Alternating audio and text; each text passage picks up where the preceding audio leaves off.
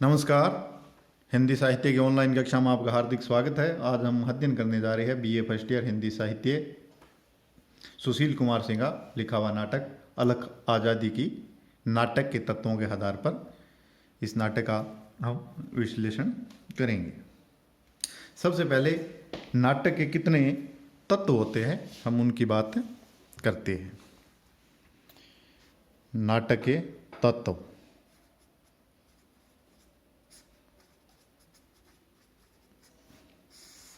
मुख्यतः नाटक के 7 तत्व माने गए हैं। सबसे पहले आता है कथा वस्तु। कथा वस्तु का अर्थ है नाटक का कंटेंट या कथ्य क्या है, अर्थात उस नाटक की आधार भूमि क्या है, या इंग्लिश में से कहते हैं नाटक का प्लॉट क्या है।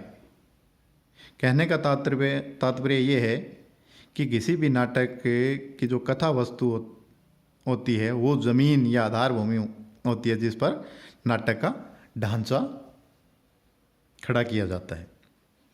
और जो नाटक का कथा वस्तु है उसका आधार पौराणिक भी हो सकता है, ऐतिहासिक भी हो सकता है, सामाजिक भी हो सकता है और काल्पनिक भी हो सकता है। कुल मिलाकर कथा वस्तु का ये अर्थ है कि उस नाटक का कथ्य, कंटेंट या प्लॉट क्या है। दूसरा जो नाटक का प्रमुख तत्व है वह है पात्र, या इनको कहते हैं चरित्र चित्रण। बिना पात्रों के नाटक की कल्पना नहीं की जा सकती। कोई भी नाटककार भावों और विचारों का प्रतिपादन पात्रों के माध्यम से करता है, इसलिए नाटक के जो पात्र होते हैं वो सबसे महत्वपूर्ण माने गए हैं, क्योंकि इन पात्रों के माध्यम से ही एक प्रकार का चरित्र चित्रण होता है। और जो नाटक की स्वदेश्यता होती है वो पात्रों एवं चरित्र चित्रण के माध्यम से ही व्याख्यायित होती है। तीसरा प्रमुख तत्व है संवाद, या इसको कथोप कथन भी कहते हैं। कथोप कथन किसी भी नाटक में जब पात्र आपस में जो बातचीत करते हैं, जो उनके डायलॉग होते हैं, जो उनके कथन होते हैं, उसको संवाद या कथोप कथन कहा जाता है। चौथा है देश काल और वातावरण। देश काल और वातावरण का तात्पर्य ये है कि अगर नाटक की कथा वस्तु पौराणिक है या ऐतिहासिक है तो उस पौराणिक और ऐतिहासिक के समय की ही भाषा, वेशभूषा, ठीक है, इत्यादि तत्वों का ध्यान रखा जाता है। तो इसको सम्मिलित रूप से हम देश काल एवं वातावरण कहते। पांचवां प्रमुख तत्व है भाषा शैली। भाषा शैली अर्थात पात्रों की भाषा क्या है, नाटक की भाषा क्या है, ठीक है, कौन कौन से पात्र किस किस भाषा या बोली का प्रयोग करते हैं, तो उसको क्या कहते हैं हम भाषा शैली। छठा है सब महत्वपूर्ण है अभिनेता या रंगमंचीयता। रंगमंची नाटक क्या एक दृश्य काव्य है, अर्थात नाटक लिखने का उद्देश्य सिर्फ पढ़ने तक सीमित नहीं है, उसका रंगमंच पर मंचन भी होता है। रंगमंच पर उस नाटक को मंचित करना ही अभिनेता या रंगमंचीयता कहलाती है। सातवां उद्देश्य। कोई भी साहित्य निरुद्देश्य नहीं होता, चाहे कोई भी कवि हो, नाटककार हो, लेखक हो, उसके लिखने का कुछ न कुछ उद्देश्य होता है। बिना उद्देश्य कोई भी रचना साहित्य नहीं बन पाती। तो इसका उद्देश्य क्या है, अर्थात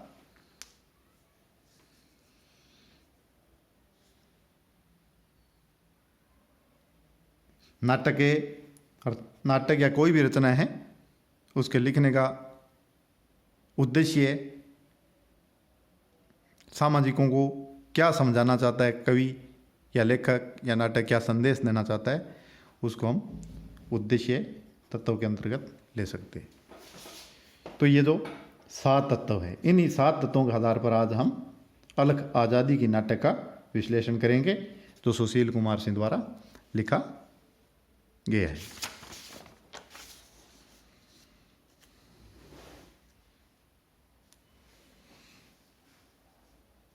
क्वेश्चन आता है आपके, अलख आज़ादी की नाटक के तत्वों के आधार पर विश्लेषण करो। तो सबसे पहले अपने लेते हैं कथानक। पूर्व वीडियो मैंने बताया कथानक का मतलब है उसकी आधार भूमि क्या है। तो अलख आज़ादी का नाटक है ये एक प्रकार का जो भारतीय इतिहास के 400 वर्षों का लेखा जोखा है। ठीक है। 1498 में जब वास्को डी गामा भारत आता है, ईस्वी सन 1498 में, वहाँ से लेकर फिर पुर्तगालियों का, फ्रांसीसियों का, अंग्रेज़ों का भारत पर आना, यहाँ व्यापार के लिए अपनी अपनी व्यापारिक फैक्ट्रियों की स्थापना करना, फिर अंग्रेज़ों का प्रभुत्व होना, फ्रांसीसियों की और अंग्रेज़ों की लड़ाई होना, उनमें अंग्रेज़ों का जीतना, फिर ईस्ट इंडिया की स्थापना, और उसके बाद धीरे धीरे भारत की राजनीति पर अंग्रेज़ों का प्रभुत्व, उसके बाद में 1857 की क्रांति जो कई लोगों ने मिलकर आज़ादी के लिए की, और उसी के क्रम में आगे कांग्रेस की स्थापना, फिर गांधी जी का आना, गांधी जी के ऐसे हो और सविनय अवज्ञा आंदोलन, उसके बाद में भारत छोड़ो आंदोलन, और उसके बाद में आज़ादी का मिलना,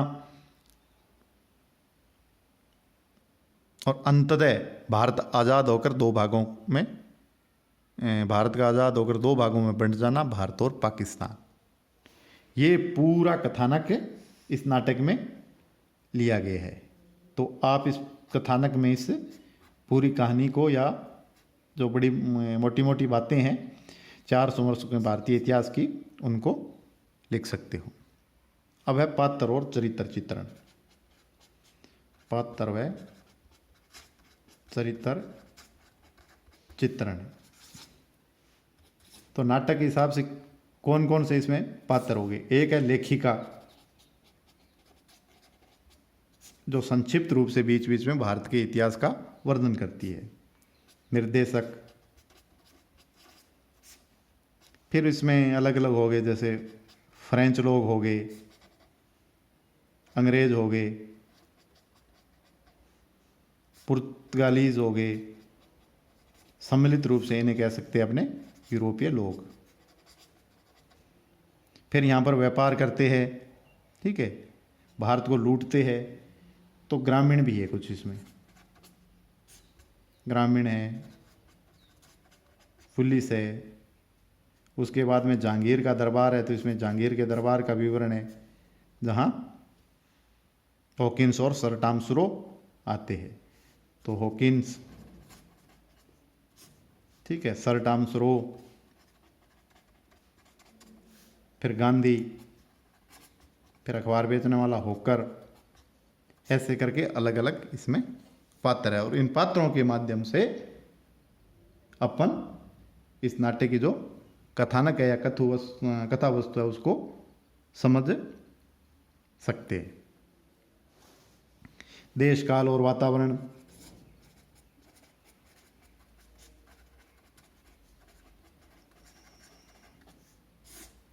नाटककार ने नाटक की जो कथा वस्तु है उसी के अनुसार देश काल और वातावरण का निर्माण इस नाटक में किए है। जिस प्रकार 1498 में वास्को डी गामा का आना, उसके बाद में जहांगीर के दरबार का वर्णन, फिर जलियांवाला बाग, फिर आज़ादी की लड़ाई, फिर भारत छोड़ो आंदोलन, ठीक है, ये पूरे वातावरण का निर्माण इस नाटक में नाटककार द्वारा किया गया है। चौथा है भाषा शैली। कोई भी नाटक हो उसकी भाषा शैली में दो तीन तत्व होने चाहिए। एक होना चाहिए पात्रानुकूल और एक होना चाहिए प्रसंगानुकूल। अब पात्रानुकूल का क्या मतलब है? पात्र के अनुकूल भाषा। पात्र के अनुकूल का मतलब जैसे कोई अंग्रेज बोलेगा तो कुछ अंग्रेजी भाषा बोलेगा, जैसे वंडरफुल, एक्सीलेंट, फैंटास्टिक। जिस प्रकार अलग आज़ादी के नाटक में एक विदेशी है, वो क्या बोलता है? Wonderful, excellent, fantastic, really India is a wonderful market, excuse me.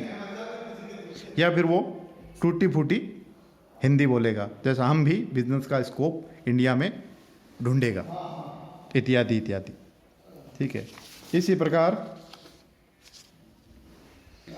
जब आगे जहांगीर का दरबार लगा हुआ है, ठीक है, तो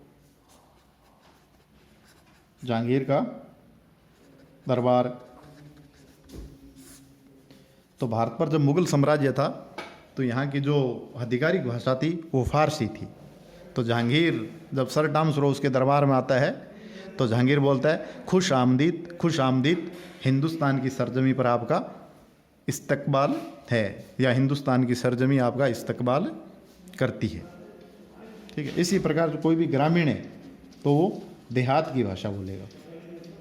ठीक है, और कोई पढ़ा लिखा पात्र है तो वो शुद्ध हिंदी बोलेगा। हॉकर है, हॉकर अपना अखबार बेचने के लिए जो हेडलाइन है समाचार पत्रों की, उनका वो बार बार वर्णन करता है, जैसे आज की ताज़ा खबर, आज की ताज़ा खबर, गांधी जी का सत्याग्रह, प्रथम विश्व युद्ध शुरू, इत्यादि इत्यादि। तो हम कह सकते हैं कि अलग आज़ादी की नाटक की जो भाषा है वो क्या है? पात्रानुकूल है और साथ में प्रसंगानुकूल है, प्रसंग के अनुकूल है। अगर कहीं बिजनेस का वर्णन है, व्यापार का, तो ऐसी भाषा का प्रयोग होगा जिसमें व्यापार की बातें हों। ठीक है, अगर क्रांतिकारी आंदोलन का कहीं जिक्र है तो ऐसी भाषा का प्रयोग किया गया है जहाँ क्रांतिकारी व्यूह रचना रची जाती है।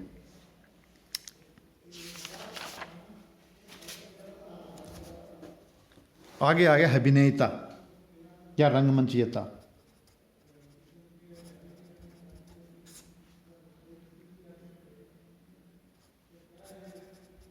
अभिनयता, कोई भी नाटक तभी कामयाब होता है जब वह रंगमंच पर मंचित हो। अगर नाटक पढ़ने में बहुत अच्छा है और रंगमंच पर मंचन के योग्य नहीं है तो नाटककार का उद्देश्य पूरा नहीं होता। तो रंगमंच के लिए अलग आज़ादी का नाटक है, वो रंगमंच की दृष्टि से बड़ा सक्सेसफुल, या कह सकते हैं कि कामयाब नाटक है। निर्देशक योगेश पंत के निर्देशन में यह नाटक कम से कम 13 बार विभिन्न शहरों में मंचित किया जा चुका है। ठीक है, मंचन के लिए इसकी भाषा क्या है? एक तो सरल भाषा है, सरल भाषा। दूसरा, पात्र, एक ही पात्र से कई पात्रों का काम चल जाता है। ठीक है, जैसे ग्रामीण है या होकर है, व्यापारी है, तो एक ही पात्र कई प्रकार की भूमिका निभा सकता है। दूसरा, इसमें अलग अलग दृश्य है। कितने दृश्य? कुल 27 दृश्यों का वर्णन नाट्यकार में इसने किया है, और प्रत्येक दृश्य के शुरू में प्रकाश की व्यवस्था है, प्रकाश की व्यवस्था है, या रंग संकेत। ध्वनि की व्यवस्था, प्रकाश संकेत, रंग संकेत और ध्वनि संकेत, ठीक है।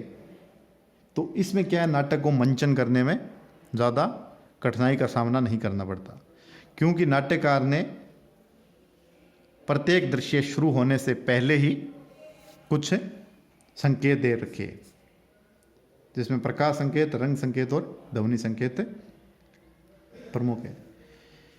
गीत, नाटक में कई जगह गीतों का भी जिक्र हुआ है। गीतों की भाषा क्या है, सरल है, भाषा सरल और प्रांजल है, ठीक है। तो गीत याद करने में भी दिक्कत नहीं आती पात्रों को, ठीक है। हाँ, एक कठिनाई है, जो लेखिका है वो बीच बीच में भारतीय इतिहास का वर्णन करती है, तो उसके जो डायलॉग है, कथन है, काफ़ी लंबे हैं। तो कुल मिलाकर रंगमंच की दृष्टि से ये नाटक काफ़ी कामयाब रहा। और सबसे लास्ट है उद्देश्य।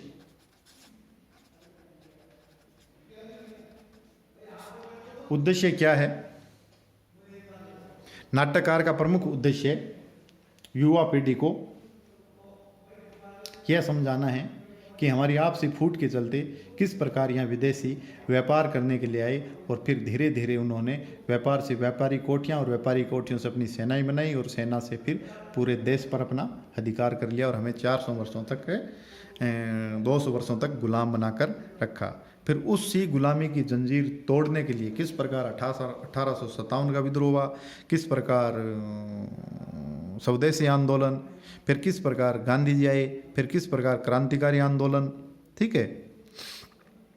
फिर उसी क्रम में आगे भारत छोड़ो आंदोलन, और अंत में हमें आज़ादी मिली, और उस आज़ादी के लिए कितने लोगों ने कितना बलिदान दिया,